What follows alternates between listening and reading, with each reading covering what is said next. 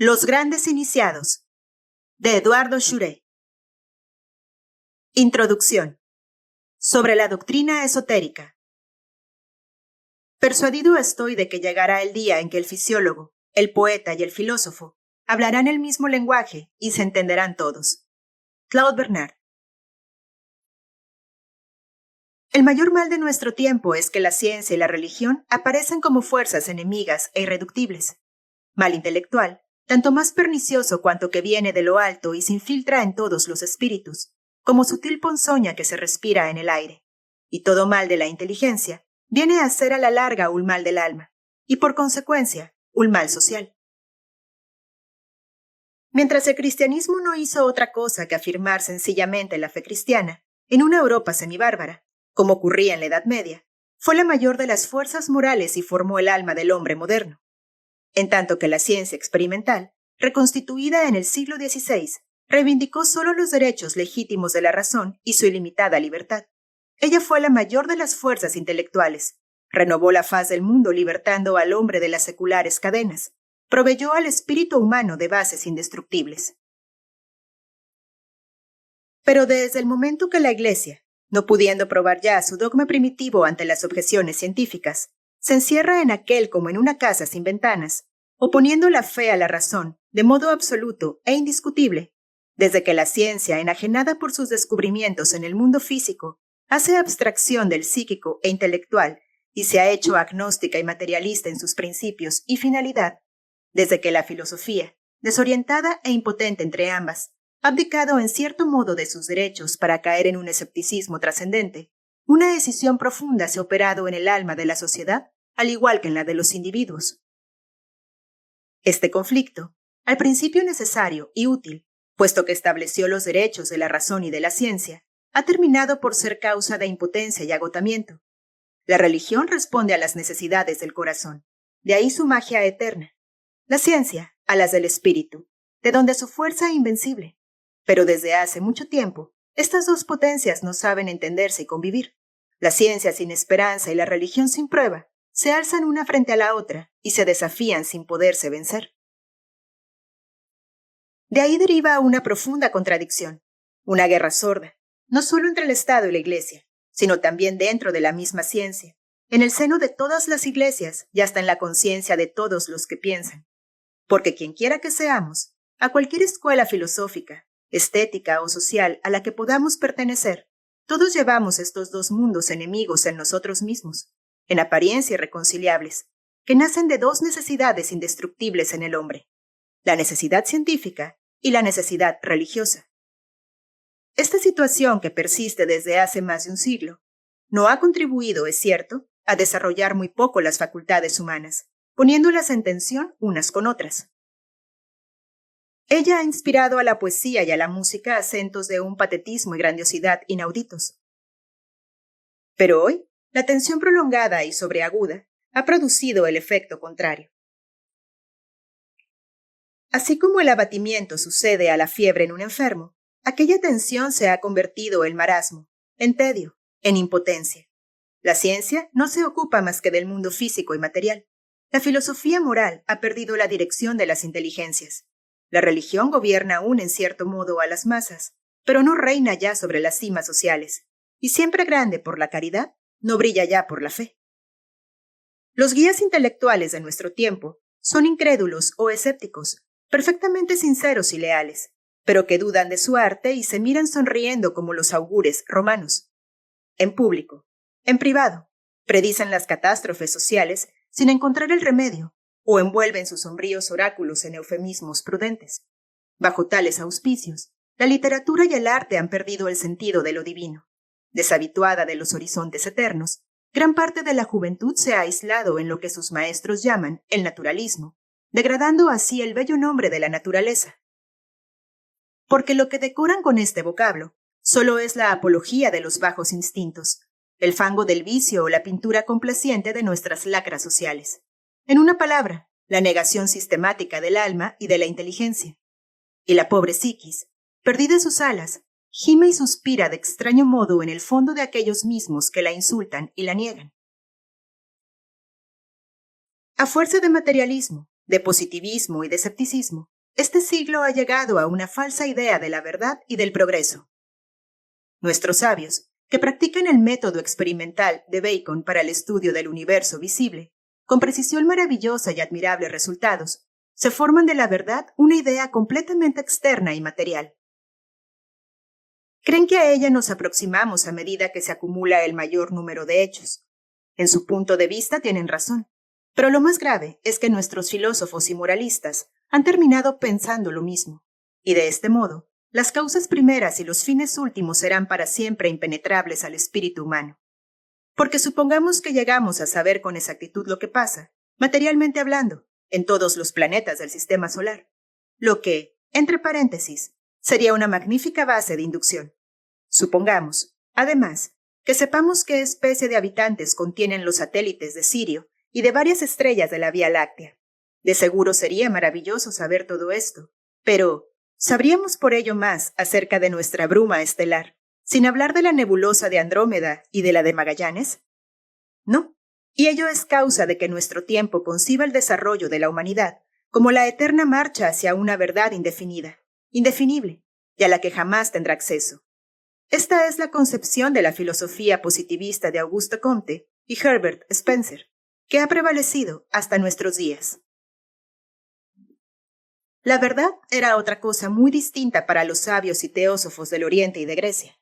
Ellos, sin duda, sabían que no se le puede abarcar ni equilibrar sin un sumario conocimiento del mundo físico, pero también sabían que reside ante todo en nosotros mismos, en los principios intelectuales y en la vida espiritual del alma. Para ellos, el alma era la sola, la divina realidad y la llave del universo. Reconcentrando su voluntad, desarrollando sus facultades latentes, alcanzan el luminar vivo que llamaban Dios, cuya luz hace comprender a los hombres y a los seres. Para ellos, lo que llamamos el progreso, es decir, la historia del mundo y de los hombres, no era más que la evolución en el tiempo y en el espacio de esta causa central y de este fin último. ¿Creéis que estos teósofos fueron puros contemplativos, soñadores impotentes, faquires subidos a sus columnas? Error. El mundo no ha conocido hombre más grande de acción, en el sentido más fecundo, el más incalculable de la palabra. Brillan ellos como estrellas de primera magnitud en el cielo de las almas. Se llaman Krishna, Buda, Zoroastro, Hermes, Moisés, Pitágoras, Jesús, y fueron poderosos moldeadores de espíritus, formidables vivificadores de almas, saludables organizadores de sociedades. No viviendo más que para su idea, prestos siempre a morir y sabiendo que la muerte por la verdad es la acción eficaz y suprema, ellos han creado las ciencias y las religiones, por consiguiente, las letras y las artes, cuyo jugo nos nutre todavía y nos da vida. ¿Qué va a producir el positivismo y escepticismo de nuestros días? Una generación seca, sin ideal, sin luz y sin fe, no creyente en el alma ni en Dios, ni en el porvenir de la humanidad, ni en esta vida ni en la otra, sin energía en la voluntad, dudando de sí misma y de la libertad humana. Por sus frutos los juzgaréis, decía Jesús. Esta frase del maestro de maestros se puede aplicar lo mismo a las doctrinas que a los hombres. Sí, este pensamiento se impone. O la verdad es para siempre abrupta al hombre, o ha sido poseída en gran parte por los demás grandes sabios y los primeros iniciadores de la tierra. Ella se encuentra, por lo tanto, en el fondo de todas las grandes religiones y en los libros sagrados de todos los pueblos, solo que es preciso saberla, encontrar y extraer. Si se contempla la historia de las religiones con los ojos iluminados por la verdad central, que solo la iniciación interna puede dar, queda uno sorprendido y maravillado. Lo que entonces se advierte no semeja casi en nada a lo que se enseña en la Iglesia, que limita la revelación al cristianismo y no lo admite más que en su sentido primario. Pero se parece también muy poco a la que se enseña en nuestras universidades, a la ciencia puramente naturalista, aunque ésta se coloca, sin embargo, en un punto de vista más amplio, puesto que pone a todas las religiones en la misma línea y les aplica un método único de investigación. Su erudición es profunda, su celo admirable, pero aún no se ha elevado hasta el punto de vista del esoterismo comparado, que muestra la historia de las religiones y de la humanidad en un aspecto completamente nuevo. Desde esta altura, he aquí lo que se distingue. Todas las grandes religiones tienen una historia exterior y otra interior, una aparente y la otra secreta. Por historia exterior, entiendo los dogmas y mitos enseñados en forma pública en templos y escuelas, reconocidos en el culto y en las supersticiones populares. Por historia interna, entiendo la ciencia profunda, la doctrina secreta, la acción oculta de los grandes iniciados, profetas o reformadores que han creado, sostenido, propagado esas mismas religiones.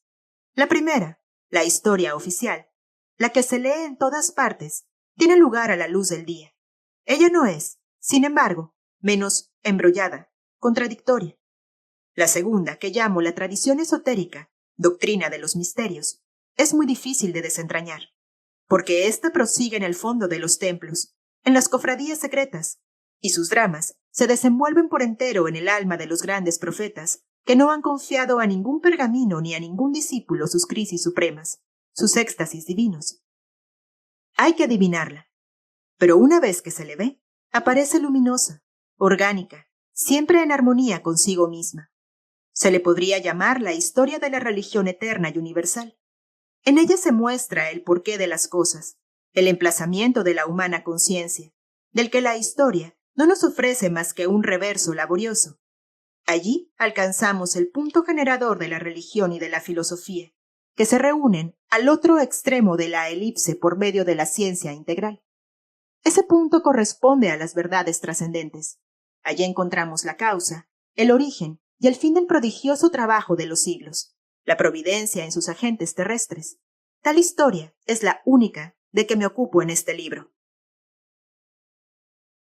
Para la raza aria, el germen y núcleo de dicha historia esotérica se halla en los Vedas. Su primera cristalización histórica aparece en la doctrina trinitaria de Krishna, que da al brahmanismo su potencia, a la religión de la India su sello indeleble. Buda, que según la cronología de los brahmanes fue posterior a Krishna en 2400 años, no hace más que descubrir otro aspecto de la doctrina oculta, el de la metempsicosis y de la serie de existencias eslabonadas por la ley del karma. Aunque el budismo fue una revolución democrática, social y moral contra el brahmanismo aristocrático y sacerdotal, su fondo metafísico es el mismo, aunque menos completo. La antigüedad de la doctrina sagrada no es menos asombrosa en Egipto, cuyas tradiciones se remontan a una civilización muy anterior a la aparición de la raza aria en la escena histórica. Se podía suponer, hasta estos últimos tiempos, que el monismo trinitario expuesto en los libros griegos de Hermes Trismegisto era una compilación de la escuela de Alejandría bajo la doble influencia judeocristiana y neoplatónica. De común acuerdo, creyentes e incrédulos, historiadores y teólogos no han cesado de afirmarlo hasta hoy día. Mas esta doctrina cae ante los descubrimientos de la epigrafía egipcia. La autenticidad fundamental de los libros de Hermes como documentos de la antigua sabiduría de Egipto resalta triunfalmente de los jeroglíficos descifrados. No solo las inscripciones de los obeliscos de Tebas y de Menfis confirman toda la cronología de Manetón, sino que demuestran que los sacerdotes de Amón-Ra profesaban la alta metafísica que se enseñaba bajo otras formas a orillas del Ganges. Se puede decir aquí, con el profeta hebreo, que la piedra habla y el muro grita. Así como el sol de medianoche que lucía, se dice, en los misterios de Isis y de Osiris, el pensamiento de Hermes, la antigua doctrina del verbo solar ha vuelto a brillar en las tumbas de los reyes y hasta de los papiros del libro de los muertos, conservados por momias de 4000 años.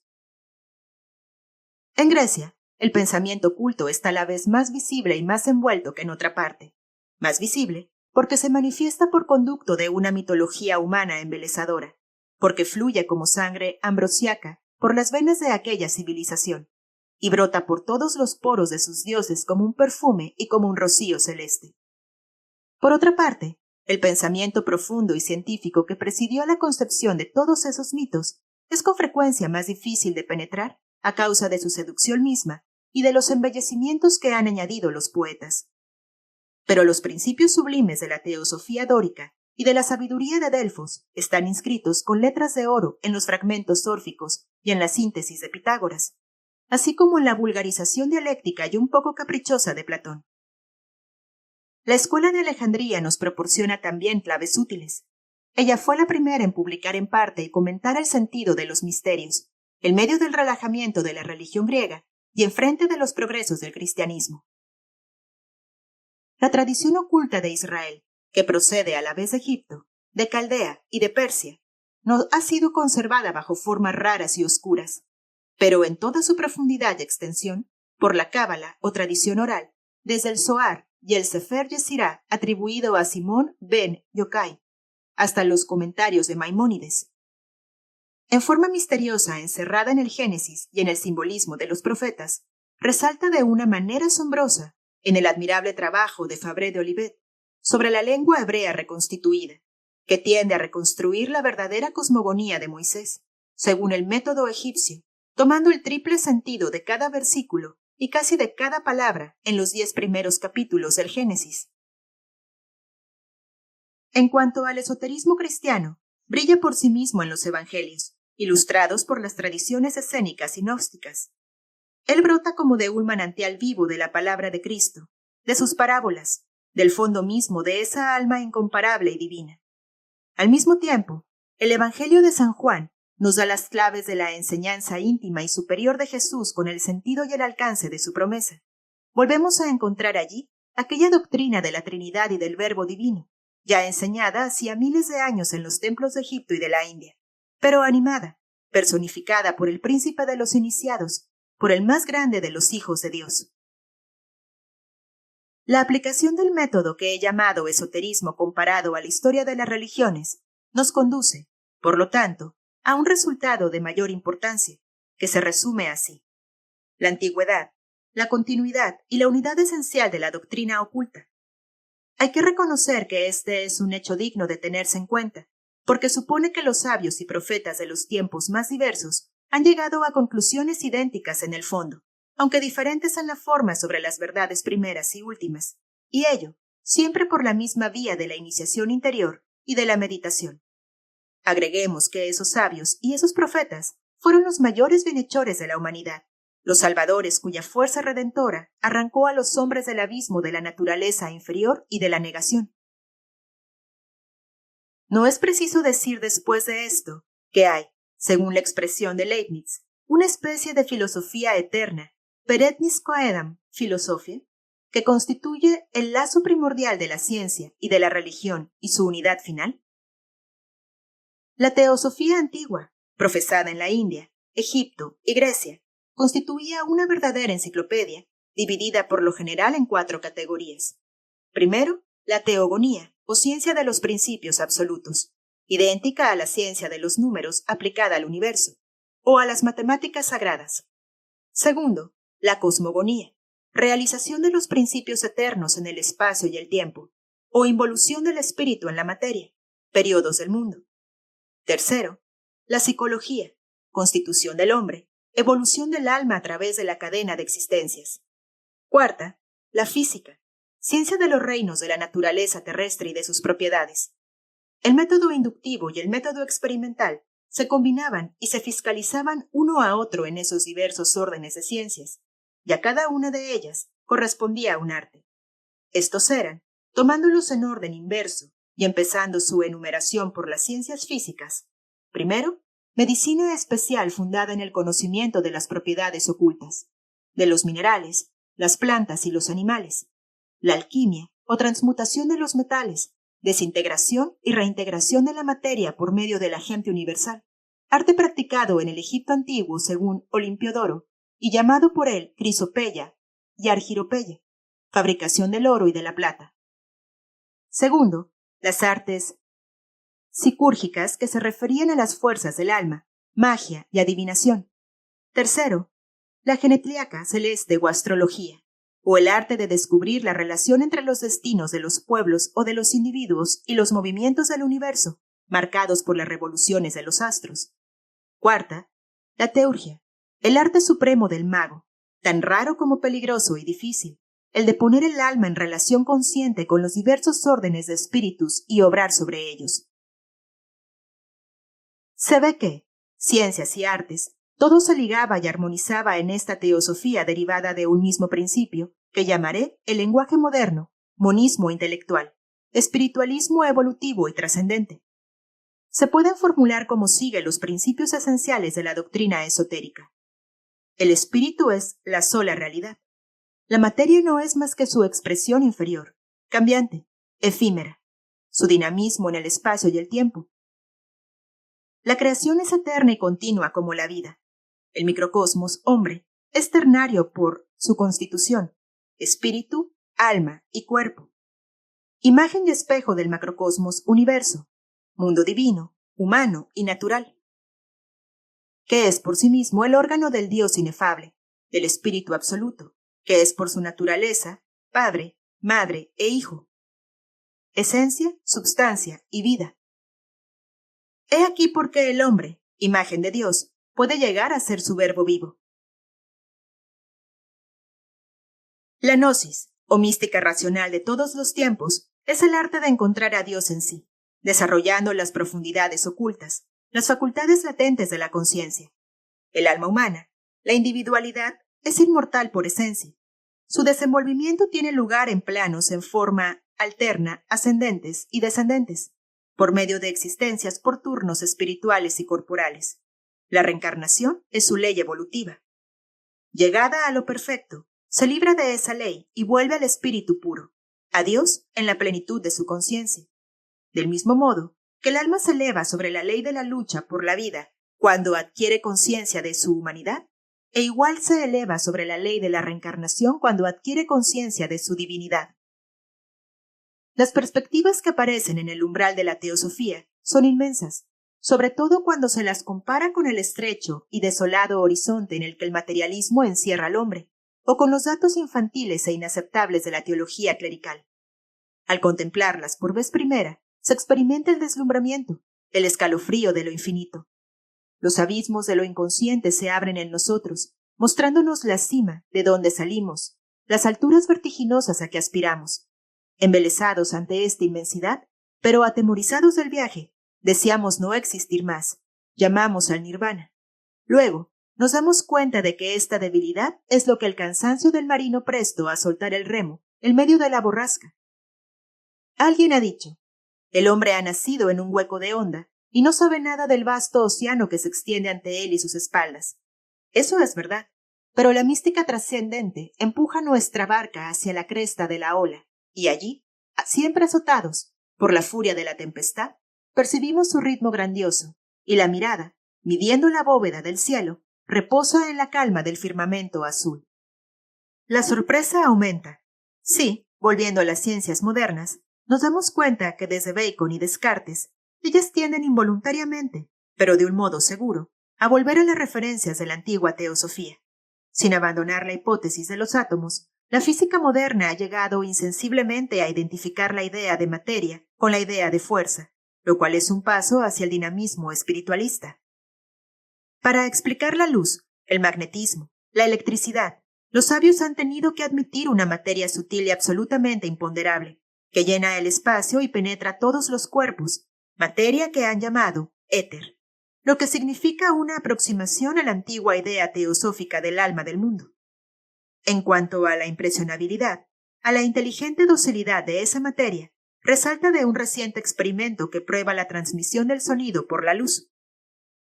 De todas las ciencias, las que parecen haber puesto el mayor apuro al espiritualismo son la zoología comparada y la antropología. En realidad, ellas han sido sus servidoras, mostrando la ley y el modo de intervención del mundo inteligible en el mundo animal. Darwin dio el golpe de gracia a la idea infantil de la creación según la teología primaria. Con respecto a esto, no hizo otra cosa que volver a las ideas de la antigua teosofía. Pitágoras había dicho, el hombre es pariente del animal.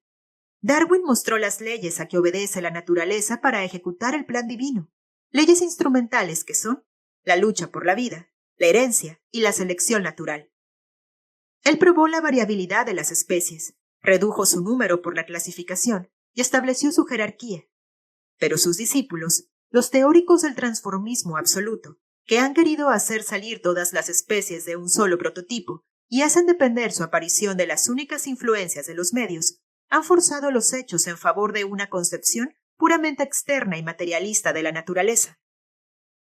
No, los medios no explican las especies, como las leyes físicas no explican las leyes químicas, como la química no explica el principio evolutivo del vegetal, ni éste el principio evolutivo de los animales. En cuanto a las grandes familias de animales, ellas corresponden a los tipos eternos de la vida, signos del espíritu que marcan la escala de la conciencia.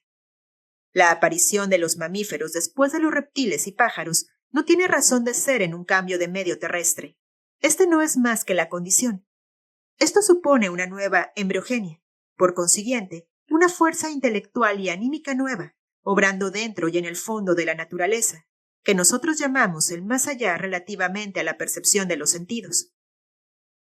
Sin esta fuerza intelectual y anímica, no se explicaría tan solo la aparición de una célula organizada en el mundo inorgánico.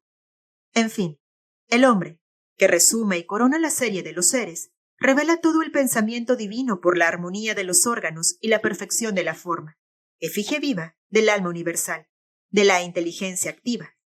Condensando todas las leyes de la evolución y toda la naturaleza en su cuerpo, él la domina y se eleva sobre ella, para entrar, por la conciencia y por la libertad, en el reino infinito del espíritu. La psicología experimental apoyada sobre la fisiología, que tiende desde el principio del siglo a volver a ser una ciencia, ha conducido a los sabios contemporáneos hasta el pórtico de un mundo distinto, el mundo propio del alma, donde, sin que las analogías cesen, rigen nuevas leyes. Oigo hablar de los estudios y certificaciones médicas de este siglo sobre el magnetismo animal, el sonambulismo y todos los estados del alma diferentes del de la vigilia, desde el sueño lúcido por conducto de la doble vista hasta el éxtasis.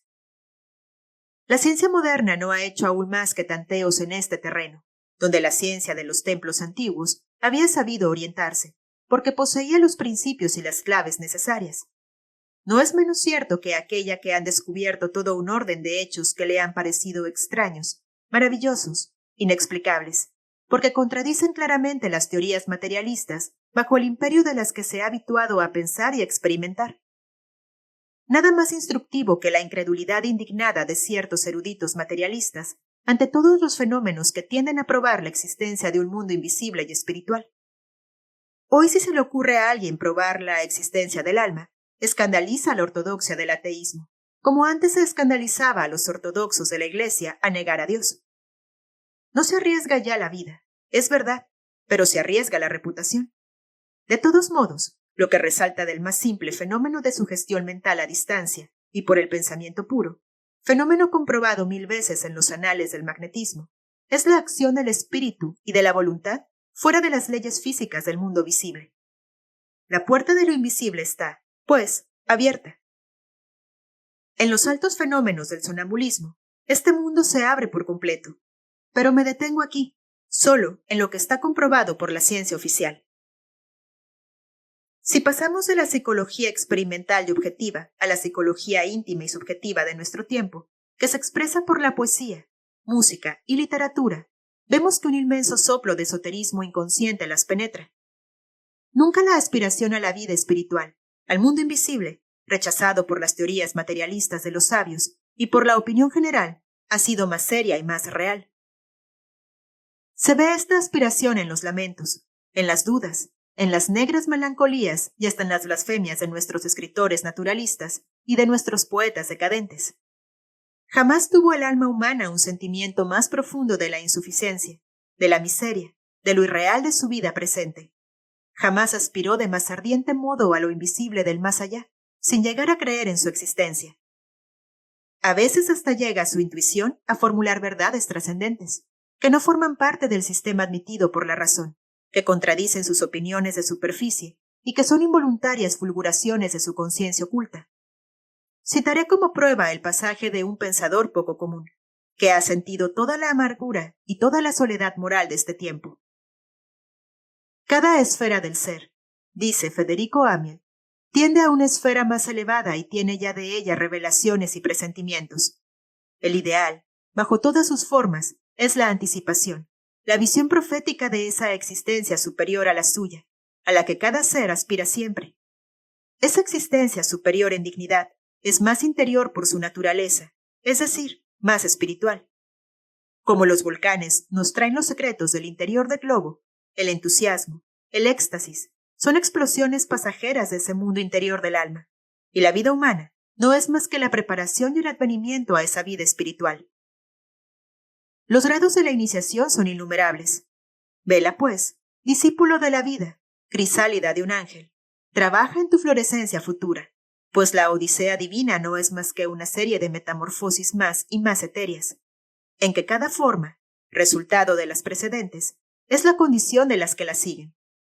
La vida divina es una serie de muertes sucesivas, donde el espíritu arroja sus imperfecciones y sus símbolos y cede a la atracción creciente del centro de gravitación inefable, del sol de la inteligencia y del amor.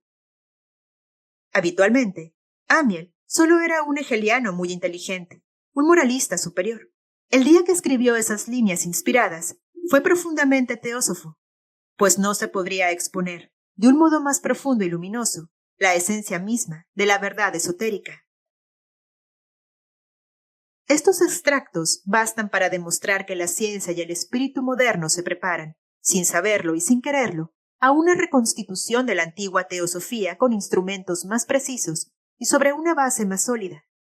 Según la expresión de Lamartine, la humanidad es un tejedor que trabaja hacia atrás en la trampa del tiempo. Un día llegará en que, pasando del otro lado del lienzo, contemplará el cuadro magnífico y grandioso que ella misma había tejido durante siglos con sus propias manos, sin ver otra cosa que el embrollo de los hilos entrecruzados. Aquel día saludará a la providencia en sí misma manifestada. Entonces se confirmarán las palabras de un escritor hermético contemporáneo, y no parecerán demasiado audaces a los que han penetrado bastante profundamente en las tradiciones ocultas para sospechar su maravillosa unidad. La doctrina esotérica no es solo una ciencia, una filosofía, una moral, una religión. Ella es la ciencia, la filosofía, la moral y la religión, de que todas las otras no son más que preparaciones o degeneraciones, expresiones parciales o falsedades, según que a ellas se encaminan o de ellas se desvían. Lejos de mí el vano pensamiento de haber dado a esta ciencia de las ciencias una demostración completa. Se precisaría, no menos que el edificio de las ciencias conocidas y desconocidas, reconstituidas en su cuadro jerárquico y reorganizadas en el espíritu del esoterismo. Todo lo que creo haber probado es que la doctrina de los misterios está en las fuentes de nuestra civilización, que ella ha creado las grandes religiones, lo mismo arias que semíticas, que el cristianismo conduce al progreso del género humano por su reserva esotérica, que la ciencia moderna tiende a lo mismo providencialmente por el conjunto de su marcha, y que, en fin, ciencia y religión deben volverse a encontrar, como en un puerto de conjunción, en su síntesis.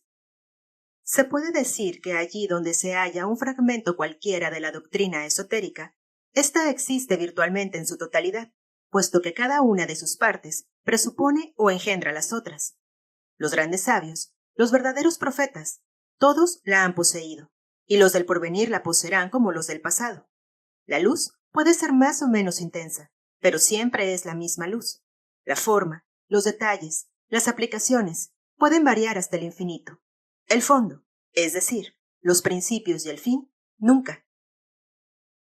En este libro se encontrará una especie de desarrollo gradual, de revelación sucesiva de la doctrina en sus diversas partes, y ello a través de todos los grandes iniciados, de los que cada uno representa una de las grandes religiones que han contribuido a la constitución de la humanidad actual, cuya serie marca la línea de evolución descrita por ella en el presente siglo desde el antiguo Egipto y los primeros tiempos arios.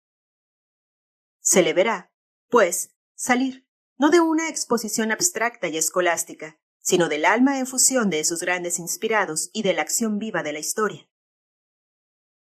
En esta serie, Rama no hace ver más que las proximidades del templo. Krishna y Hermes dan la clave. Moisés, Orfeo y Pitágoras muestran el interior. Jesucristo representa su santuario. Este libro ha salido, todo entero, de una sed ardiente por la verdad superior total eterna, sin que las verdades parciales no son más que una ficción. Me comprenderán aquellos que tienen, como yo, la conciencia de que el momento presente de la historia, con sus riquezas materiales, no es más que un triste desierto desde el punto de vista del alma y de sus inmortales aspiraciones. La hora es de las más graves, y las consecuencias extremas del agnosticismo comienzan a hacerse sentir por la desorganización social.